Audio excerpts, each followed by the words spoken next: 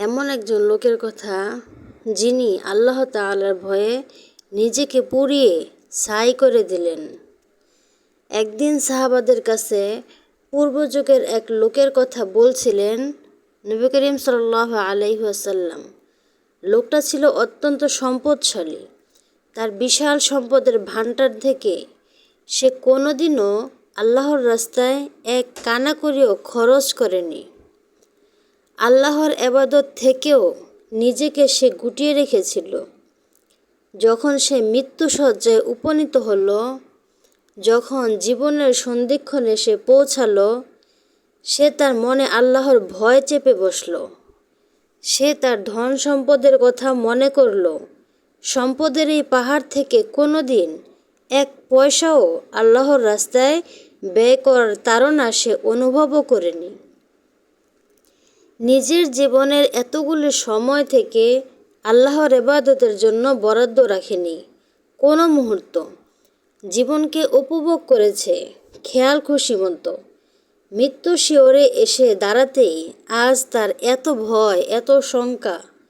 লোকটা তার সন্তানদের ডেকে বলল, বাবারা, বলো দেখি, পিতা হিসেবে আমি কেমন ছিলাম? আল্লাহর সামনে হাজির হওয়ার জন্য যার ঝুলিতে কিছুই নেই, সে আবার ভালো হতে পারে কিভাবে? তার জন্য তো ধ্বংস ছাড়া আর কোনো পথ খোলা নেই। ছেলেরা নিশ্চুপ হয়ে থাকলো। লোকটা আবার বলল, তোমরা এক কাজ করবে, আমি মারা গেলে আমাকে কবর দিও না, বরং আগুনে পুড়িয়ে ছাই করে ফেলো। এরপর সে ছাইয়ের কিছু অংশ বাতাসে উড়িয়ে দিও এবং কিছু অংশ সমুদ্রে ভাসিয়ে দিও। ছেলেরা বুঝতে পারল না তাদের পিতা এমন কথা কেনই বা বলছেন। জীবনের শেষ মুহূর্তে এসে কি তাকে ভীমরতি হয়েছে? কিন্তু লোকটা তার সংকল্পে অটল। সন্তানদের এই ব্যাপারে প্রতিজ্ঞাও করালো। তারা রাজি হলো এবং লোকটার মৃত্যুর পর সন্তানেরা তাকে পুড়িয়ে সেই ছাই বাতাসে ও সমুদ্রে ভাসিয়ে দিল। নবী করিম সাল্লাল্লাহু আলাইহি ওয়াসাল্লামের ভাষা থেকে জানা যায়, কিয়ামতে আল্লাহ তাআলা তাহাকে বাতাস ও সমুদ্রকে বলবেন, তাদের কাছে এই লোকের যা যা অংশ আছে তা বের করে দিতে।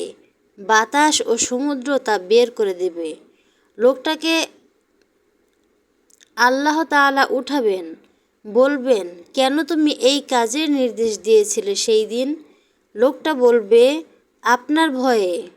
আমার মনে হয়েছিল আমার গুনাহের কারণে আপনি আমাকে কখনোই ক্ষমা করবেন না। আমি ভেবেছি এইভাবে নিজেকে ছাই করে ফেললে বোধহয় আপনার শাস্তি থেকে বেঁচে যাব। এই কথা শুনে আল্লাহ তাআলা বলবেন, যাও, আমি তোমাকে ক্ষমা করে দিলাম। আল্লাহর ক্ষমার পরিধিটা এতই বিশাল, কেবল একটু অনুশোচনা তাকে মাফ করে দিল।